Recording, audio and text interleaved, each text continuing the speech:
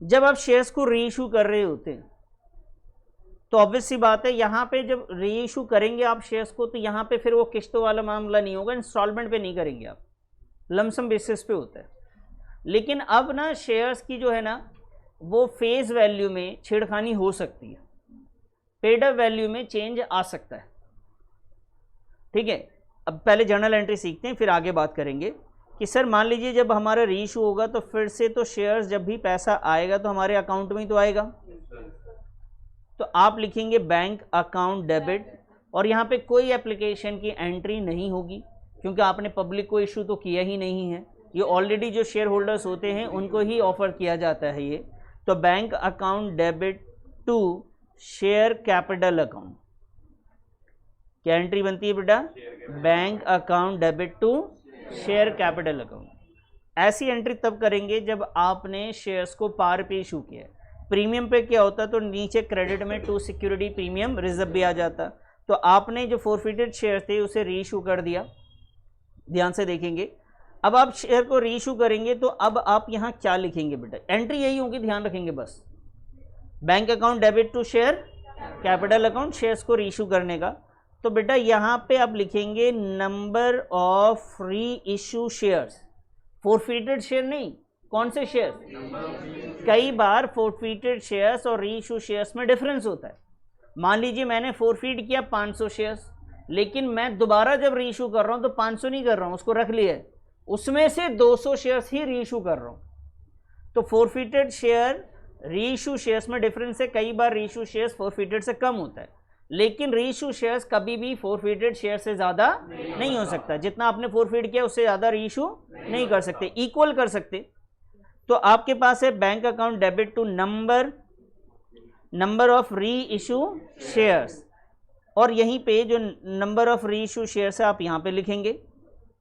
उसके बाद आएंगे कि सर आपने एक शेयर कितने का बेचा, पर शेयर क्या वैल्यू रखी आपने बेचते वक्त।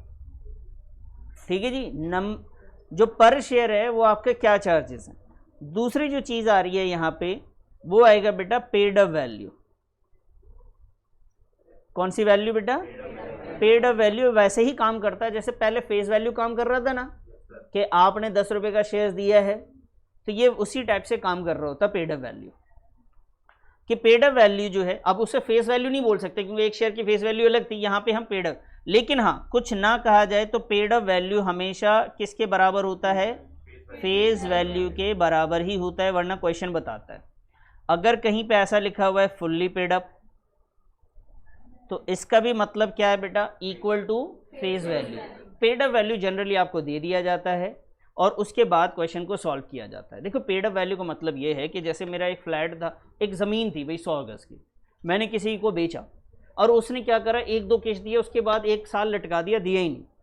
फाइनली मैंने वो ज़मीन उससे फोरफिट कर लिया, पैसे ले लिए, और मेरे पे ये अथॉरिटी थी कि मैं उस ज़मीन को दोबारा बेच सकूँ। लेकिन मेरे पे ये भी तो अथॉरिटी है कि उस ज़मीन का जो 100 गज का प्लॉट है उसे 50 गज का बेचूँ सिर्फ, ऐसा भी तो हो सकता है ना। और जितने का था उससे रेट बढ़ा के भी बेच सकता हूँ, ये भी तो हो सकता है। लेकिन एक सबसे मेन चीज़ होती है कि जितने का आपका शेयर था उससे कम में नहीं बेच सकते आप, ये नहीं बेच सकते। उसके रीज़न के पीछे जाएंगे कि भाई ऐसा क्यों नहीं बेच सकते, हमारी चीज़ है, हम तो बेच सकते हैं दोबारा भी। लेकिन बेटा अपने शेयर्स को जिसको आपने फोरफिट किया है उसको आप उससे कम में नहीं बेच सकते। जैसे एग्जांपल के तौर पे अभी तो ये रीइशू हो रहा है, अब ध्यान से समझना। मान लीजिए ये पेन है, एक सिंपल सा पेन, मैंने ना इस पेन को आपको बेचा है 10 रुपये में। अब मैंने 10 रुपये का बेचा, किसी ने मेरे को 3 रुपये दिए, उसके बाद पैसे ही नहीं दिए। मैं वेट कर रहा हूँ, काफ़ी दिन इंतज़ार किया, नहीं मिला, फाइनली ये पेन ले लिया और वो 3 रुपये भी ले लिए। अब मैंने किसी और बंदे को ढूंढा, वो इस पेन को लेने के लिए तैयार है, लेकिन वो कह रहा है जी मैं इसका टोटल 6 रुपये दे पाऊंगा। बात समझ रहे? कितना दे पाएगा वो? 6 रुपये दे जाएंगे। अब कोई नहीं मिल रहा था तो मैंने उसे बेच दिया। अब जिससे मैंने लिया था ना, अब उसको ऑब्जेक्शन है, कह रहा कि मेरे को 10 रुपये में दे रहे थे, इसको 6 में क्यों दिया? फिर ये तो गलत बात है ना, मुझे भी 6 में देते तो मैं ही ले लेता फिर तो मैंने बोला नहीं मैंने 6 में कहाँ दिया है, 6 रुपये लिए, 3 रुपये तुमसे मिल गए थे ना मेरे को, तो मुझे तो 9 रुपये में बिका है। वो फिर भी कह रहा है लेकिन मुझे तो कितने में बेच रहे थे आप, तो मेरे साथ तो गलत बात है ना। तो कंडीशन ये है कि शेयर्स की फेस वैल्यू से नीचे आप शेयर्स को नहीं बेच सकते। आप इतना बेचो कि आपका फेस वैल्यू कवर हो जाए। मैंने उस बंदे से कितने रुपए ले लिए थे, 3 रुपए ले लिए थे। मैं कितने में बेचूं अब, कम से कम मुझे कितने में बेचना है, 7 रुपए में, कि मेरा कितना हो जाएगा कवर। मैं 8 में बेच सकता हूं, 9 में भी, 10 में भी, 12 में भी, लेकिन 7 से नीचे आऊंगा जिससे फोरफीट गया है उसको ऑब्जेक्शन हो जाएगा। क्लियर है। तो यहां पे आप bank account debit to share capital account, तो जो डिफरेंस आएगा कि ये पेड अप वैल्यू और पर शेयर में डिफरेंस आता है कि एक शेयर कितने का तो और आप बेच कितने में रहे हैं। एग्जांपल के तौर पे ये 8 रुपए का पेड अप वैल्यू था, आप 9 रुपए में बेच रहे हैं, तो बहुत अच्छी बात है, आपने ज़्यादा का बेचा है। बेटा अगर आपने ज़्यादा का बेचा है तो डिफरेंस नीचे आएगा, जिसे हम लोग क्या बोलेंगे, सिक्योरिटीज प्रीमियम रिजर्व अकाउंट। कैसे निकालेंगे बेटा, री issue shares multiply by difference, जो भी डिफरेंस आया हो डेबिट और क्रेडिट में। अगर क्रेडिट में डिफरेंस आएगा तो क्या लिखेंगे बोलिए, टू सिक्योरिटीज प्रीमियम रिजर्व। इसका मतलब है कि जितने का शेयर था उससे ज्यादा पे आपने बेचा है। क्लियर है सर। लेकिन अगर डिफरेंस कम का हो जाए, जितने का था उससे कम में बेच रहे हैं, तो डिफरेंस कहाँ आएगा बेटा, डेबिट में। तो इसे आप लिखेंगे क्या, share forfeited account, share forfeited account. Sir ये क्या हो गया, ध्यान से समझेंगे बेटा। जब अभी अभी थोड़ी देर पहले जब हम लोगों ने शेयर को फोरफीड किया था, तो फोरफीड करना मतलब जब्त कर लेना और उसे क्रेडिट में लिखा था। अभी मेरे को 10 रुपए की चीज़ अगर मैं 6 रुपए में बेच रहा हूँ, 10 की चीज़ कितने में बेच रहा हूँ, तो डिफरेंस कहाँ पे आएगा, डेबिट में क्रेडिट में। सर 10 रुपए की चीज़ है, पेड अप वैल्यू में आ जाएगा, बेचा कितने में, डिफरेंस डेबिट में आ रहा है, वो नुकसान हो रहा है ना 3 रुपए का। तो सामने वाला बोलेगा ना, भाई सब 3 रुपए का नुकसान में क्यों बेच रहे हो आप। मैं बोलूँगा नुकसान नहीं है, इस पैसे को मैं ऑलरेडी फोरफिट कर चुका था, उससे मैं एडजस्ट करूँगा। तो जो फोरफिटेड अमाउंट पहले से क्रेडिट था ना, उससे मैंने क्या कर दिया, डेबिट कर दिया, उसी से एडजस्ट कर रहे हैं। ये नुकसान को हम ऑलरेडी जो कमा चुके हैं उससे क्या कर रहे हैं, एडजस्ट कर रहे हैं। समझ में आई बात। हम नुकसान में किसी भी शेयर्स को नहीं बेच सकते, डिस्काउंट पे आप शेयर्स को इशू नहीं कर सकते। ये री इशू की एंट्री समझ में आई आपको, क्लियर है। अब इस री इशू के एंट्री को आपको याद रखना पड़ेगा, आप नोट कर लीजिए, फिर बात करते हैं। बेटा ये हमने फोरफीटेड की एंट्री पढ़ी, bank account debit to share capital account. बस ये ध्यान रखेंगे, फॉर री इशू करना जो होता है हमारे लिए बस सिंपल सी एंट्री है, bank account debit to share capital account. इतनी एंट्री याद रखनी है, bank account debit to share capital account. और अगर आपका डेबिट ज़्यादा है, यानी बैंक में ज़्यादा पैसे आ रहे हैं जितना कैपिटल नहीं था, तो इसका मतलब वो सिक्योरिटी प्रीमियम रिजर्व है। और डिफरेंस अगर ऊपर आ रहा है तो उसकी एडजस्टमेंट लॉस है वो, लेकिन उस लॉस की एडजस्टमेंट किससे हो रही है, शेयर फॉरफिटेड से वो एडजस्ट हो रहा है। ठीक है जी। अब यहाँ पे मान लीजिए ये क्वेश्चन है और यहाँ पे लिखा हुआ है फॉरफिटेड शेयर वर रीइशू, कि जो फॉरफिट किया था आपने उसी को हमने क्या कर दिया बच्चे, रीइशू कर दिया। फॉरफिटेड शेयर वर, अब फॉरफिटेड मान लेते 1000 शेयर है, उसको हमने रीइशू कर दिया उसी 1000 को ही। 90 पर शेयर 75 पेड अप। तो बताइए पर शेयर की जगह पे कितना जाएगा, 90 पर शेयर मतलब 90 जाएगा। यहाँ पे एक शेयर कितने का बिका और उसकी पेड अप वैल्यू कितनी है, 75। समझ में आई बात। ये नहीं है 90 पर शेयर मतलब पर शेयर की जगह पे कितना जाएगा, यहाँ पे लिखा हुआ रहेगा बेटा, आपको नहीं सोचना है। एक शेयर कितने का बेचा जा रहा है वो वैल्यू है पर शेयर। ये इससे समझ में आ रही बात। पर शेयर, हर शेयर की कीमत क्या रहेगी, तो पर शेयर कितना है इसमें, 90 पर शेयर।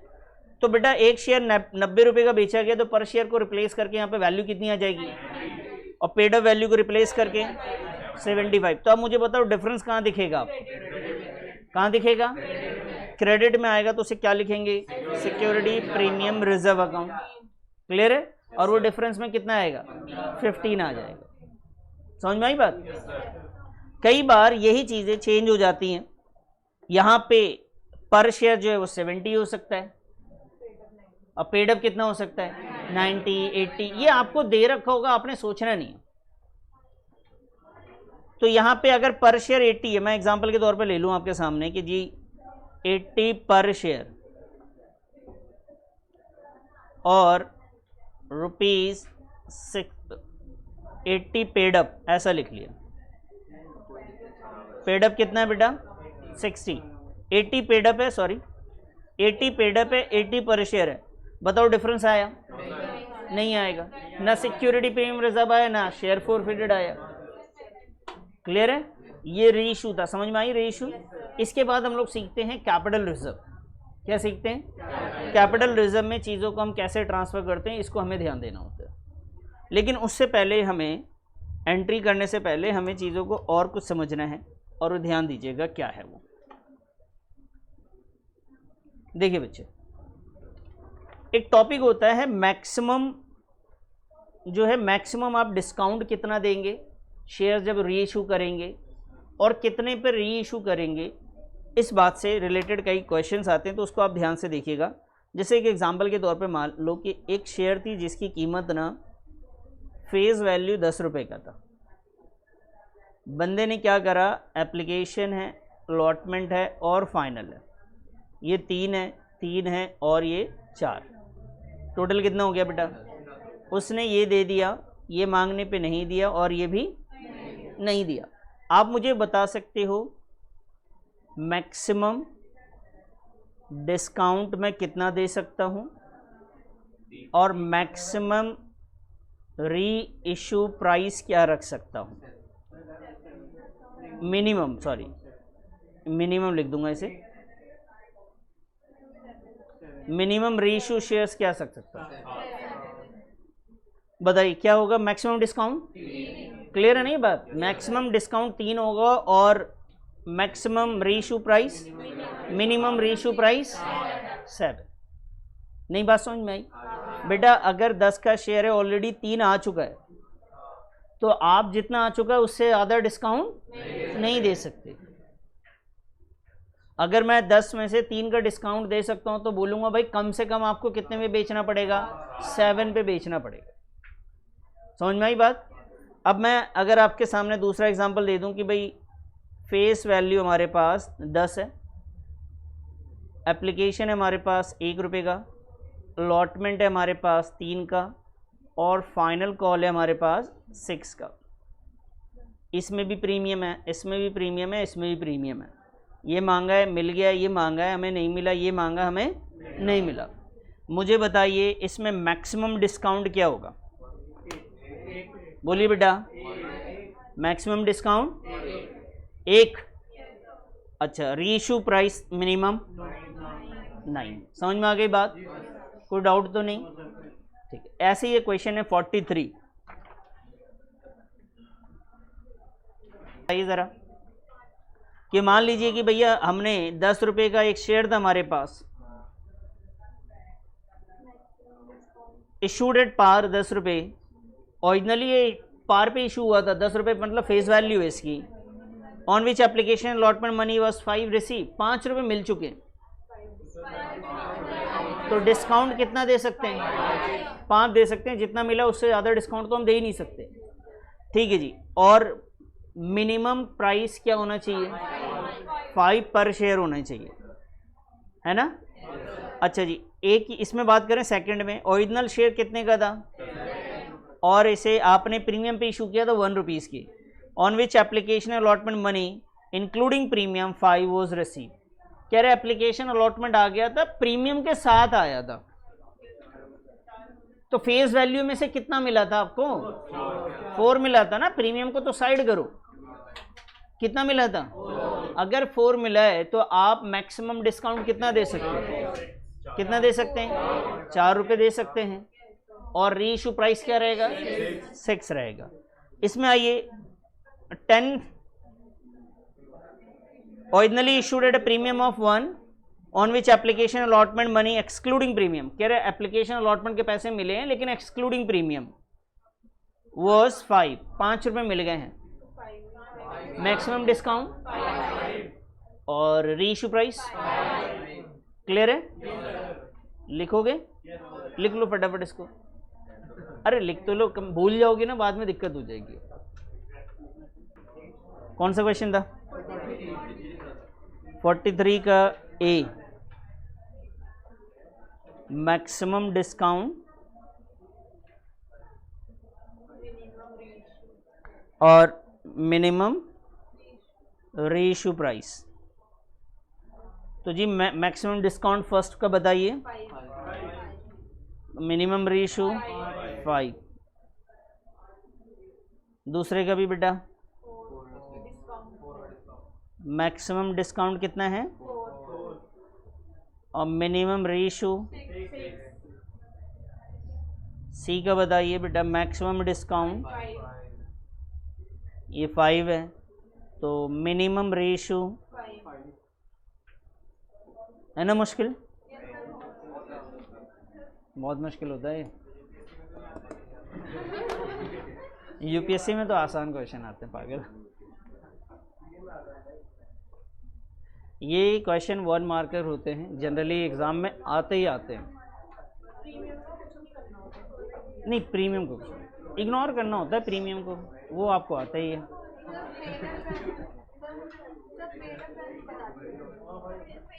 आप